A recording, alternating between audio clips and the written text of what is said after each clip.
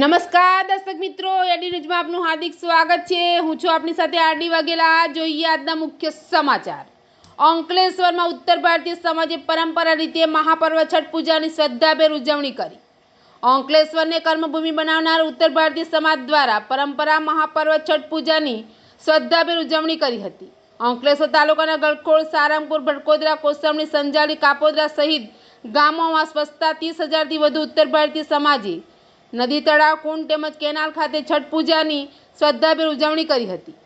એશિયાની સૌથી મોટી ઔદ્યોગિક વસાહત અંકલેશ્વરમાં વર્ષોથી પોતાની માતૃભૂમિ છોડી કર્મભૂમિ તરીકે અપનાવેલ ઉત્તર ભારતીય સમાજ દ્વારા પરંપરા મહાપર્વ છઠ પૂજાની ઉત્સાહભેર ઉજવણી કરી હતી। ઉત્તર ભારતમાં દિવાળી કરતાં વધુ મહત્વ તહેવારોમાં છઠ પૂજાને આપવામાં આવે છે। તિથિ પ્રમાણે છઠ પૂજાને 4 દિવસની હોય છે।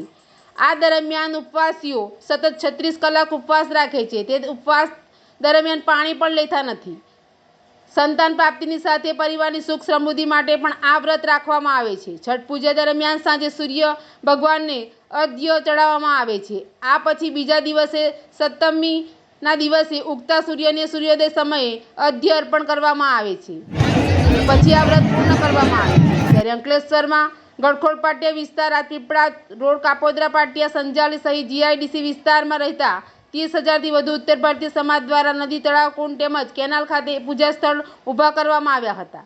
આ પૂજા સ્થળ ઉપર સૂર્યોદયથી નિર્જલા વ્રત કરી છઠ પૂજાની શરૂઆત કરી। સૂર્યાસ્ત સામે જળકુંડ તેમજ જળ સ્ત્રોતમાં ખડે પગે રહી પૂજા અર્ચન કર્યું હતું। અંકલેશ્વર ખાતે ઉત્તર ભારતીય સમાજે છઠ પૂજાની ઉજવણી કરીને તેમની પરંપરાને આગળ ધપાવી રહ્યા છે। એડીની સાથે રિપોર્ટ જયેશ પ્રજાપતિ, અંકલેશ્વર।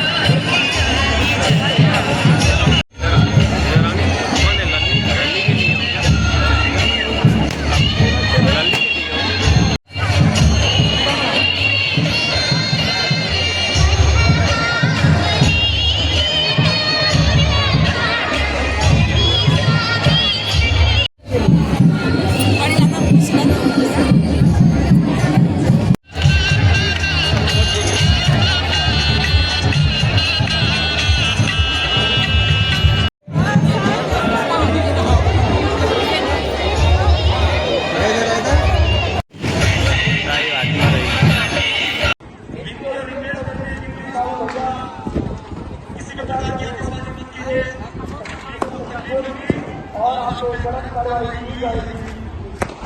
सभी को प्रदेश कमेटी के साथ साथ बहुत धन्यवाद।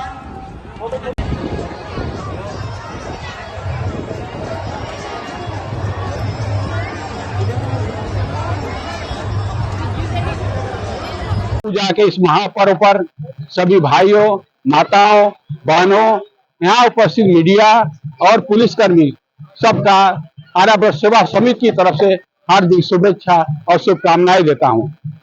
पिछले 15 सालों से यहाँ पे हमारी पूरी कमेटी इस प्रोग्राम का आयोजक करती है और किसी भी प्रकार का आज तक रिकॉर्ड रहा है। इतनी बड़ी जनसंख्या आती है, 30,000 पब्लिक आती है, फिर भी कभी भी किसी तरह से घटना दुर्घटना नहीं हुई है।